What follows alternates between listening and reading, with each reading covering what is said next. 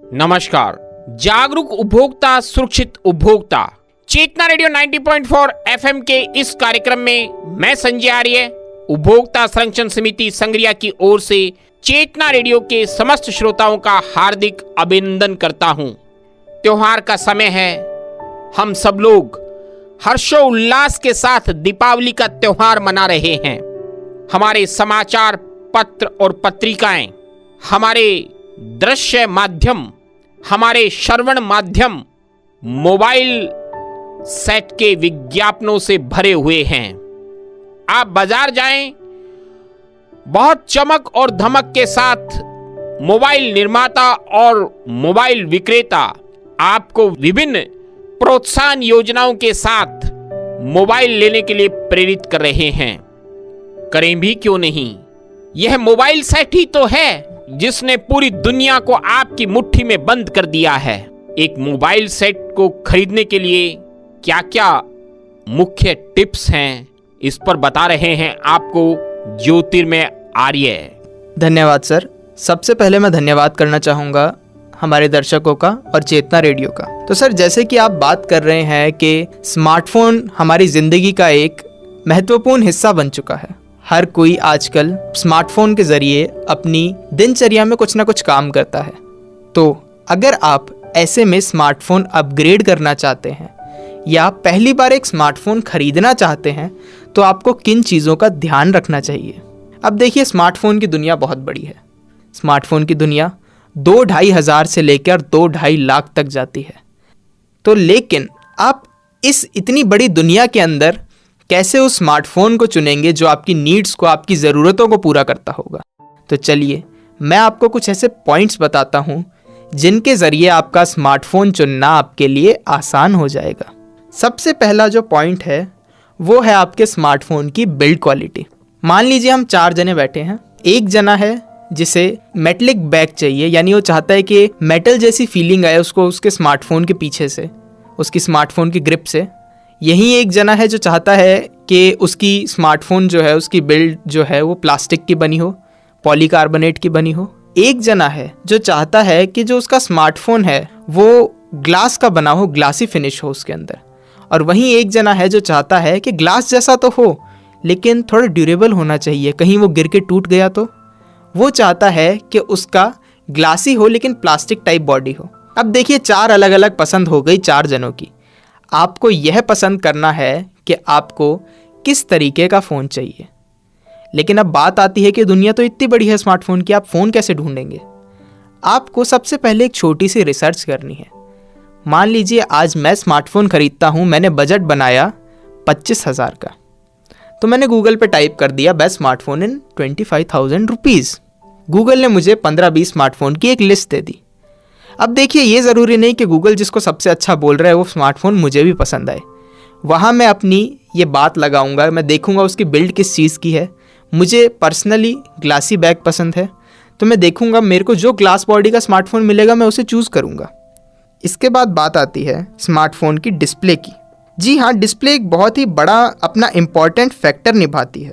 अब आप पूछेंगे कि वो कैसे। अब 2 जने बैठे हैं, जिसको एक जना है जिसको अपने फ़ोन के अंदर एडिटिंग करनी है, जिसको अपने फ़ोन के अंदर मूवी देखनी है, जिसको अपने फ़ोन के अंदर स्टोरी चलानी है, सोशल मीडिया चलाना है बहुत ज़्यादा। उसको बड़ी स्क्रीन का फ़ोन पसंद आएगा। वो चाहेगा कि उसको सब कुछ ऐसे अपने फ़ोन के अंदर फैला हुआ अच्छे से बड़ा दिखे। लेकिन वहीं एक मेरे जैसा जना है जो चाहता है कि अगर उसका फ़ोन उसके एक हाथ में है तो उसको दूसरा हाथ इस्तेमाल ना करना पड़े, वो एक हाथ से अपने फ़ोन को चला सके। तो वो चाहेगा कि उसकी स्क्रीन का साइज़ 5-5.5 इंच का हो, इससे ज़्यादा ना हो। तो ये भी एक फैक्टर है जिसे आप ध्यान रखें। लेकिन सिर्फ स्क्रीन साइज़ से नहीं होता। मान लीजिए आज मैं 25,000 का फ़ोन खरीद रहा हूँ, वहाँ एक तो ऐसा स्मार्टफोन है जो मुझे 25,000 के अंदर HD स्क्रीन दे रहा है, तो और वहीं सेम साइज में एक ऐसा स्मार्टफोन है जो मुझे फुल HD दे रहा है। तो क्यों ना मैं फुल HD को चुनूं जब प्राइस सेम है और मुझे सेम साइज के अंदर बेहतर फीचर्स मिल रहे हैं। इसके बाद बात आती है प्रोसेसर्स की। देखिए, प्रोसेसर एक बहुत ही इंपॉर्टेंट चीज़ है। प्रोसेसर ना हो तो स्मार्टफोन क्या ही है फिर। प्रोसेसर के अंदर देखना आपको ये होता है कि आप क्या काम करते हैं अपने स्मार्टफोन पे। क्या आप हैवी ग्राफिक गेमिंग करते हैं या आप बहुत ही ज़्यादा 180p 4K के अंदर उसके अंदर एडिटिंग करते हैं, या फिर आप उसे रूटीन में social media, call, message, payments के लिए यूज़ करते हैं। अब देखिए, इस तरीके से आप बहुत ही आसानी से स्मार्टफोन्स को अलग अलग कर सकते हैं। मान लीजिए कोई हैवी यूसेज वाला इंसान है तो उसको स्नैपड्रैगन वाले स्मार्टफोन्स की तरफ जाना चाहिए। कोई मीडियम यूसेज है तो वो मीडियाटेक प्रीमियम सीरीज जो है उनकी G95 वगैरह उसमें भी चला सकता है। लेकिन आप एक चीज़ ध्यान रखिए, मान लीजिए एक फ़ोन है जो 15,000 में मुझे मीडियाटेक का प्रोसेसर दे रहा है और उसके फीचर्स XYZ हैं। वहीं एक फ़ोन है जो स्नैपड्रैगन प्रोसेसर दे रहा है 20,000 में और उसके भी फीचर्स XYZ हैं जो 15,000 से सिमिलर हैं। तो क्यों ना आप वो 15,000 वाला फ़ोन लीजिए जब आपकी यूसेज ही नहीं है। उसके बाद आपको ध्यान रखना होता है कैमरा। आप कैसा कैमरा चाहते हैं अपने फ़ोन के अंदर। आप चाहते हैं कि आपके फ़ोन में इस प्रकार के कैमरे हों, जूम आप मैक्रो लेंस चाहते हैं, पोर्ट्रेट लेंस चाहते हैं, ये चीज़ें आप देख सकते हैं। लेकिन ध्यान ये रखना है कि ज़्यादा मेगापिक्सल का मतलब अच्छी फ़ोटो खींचने वाला कैमरा नहीं होता। अगर एक स्मार्टफोन है जिसमें 64 मेगापिक्सल लिखा है, वहीं एक स्मार्टफोन है जिसमें 12 मेगापिक्सल लिखा है और वहीं 12 मेगापिक्सल वाला अच्छी फ़ोटो खींच जाता है।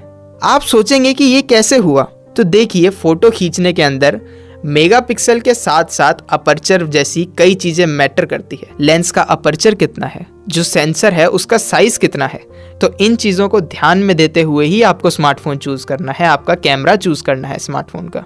फिर आती है बैटरी।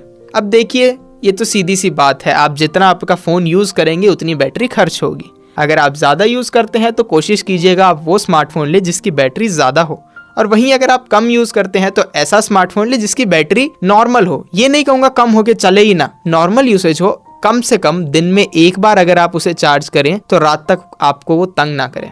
उसके बाद आएगा यूज़र इंटरफेस, कि आप कैसा चाहते हैं। कई लोगों को पसंद है वो सैमसंग वाला कि वो बीच वाला बटन दबाओ तब आपके ऐप्स आए, लेकिन ये आजकल आप हर फ़ोन पे चेंज कर सकते हैं, तो ये इतना बड़ा इशू नहीं है। लेकिन बड़ा इशू क्या है, स्टोरेज।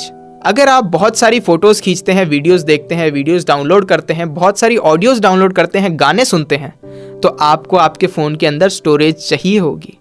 आप ऐप डाउनलोड्स कर रहे हैं, आपको स्टोरेज चाहिए, तो आपको आपकी ज़रूरत के हिसाब से 16 GB, 32 GB, 64 GB, 128 GB, जितना आप चाहें आपकी ज़रूरत के हिसाब से आपको फ़ोन ख़रीदना है। फिर बात आएगी सिक्योरिटी की। देखिए, सिक्योरिटी बहुत ही महत्वपूर्ण चीज़ है।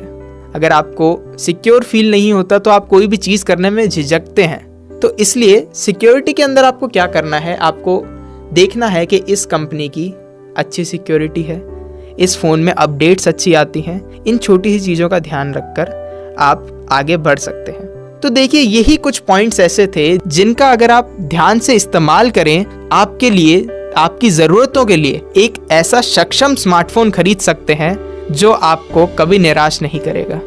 तो जहाँ तक बात थी स्मार्टफोन की, मैं आपको कुछ ऐसे ही पॉइंट्स बता चुका हूँ। तो ध्यान रखें इन पॉइंट्स का स्मार्टफोन खरीदते हुए, और जुड़े रहिए चेतना रेडियो के कार्यक्रम जागरूक उपभोक्ता के साथ। मिलेंगे फिर इसी कार्यक्रम में, जागरूक उपभोक्ता सुरक्षित उपभोक्ता, चेतना रेडियो 90.4 FM में। धन्यवाद।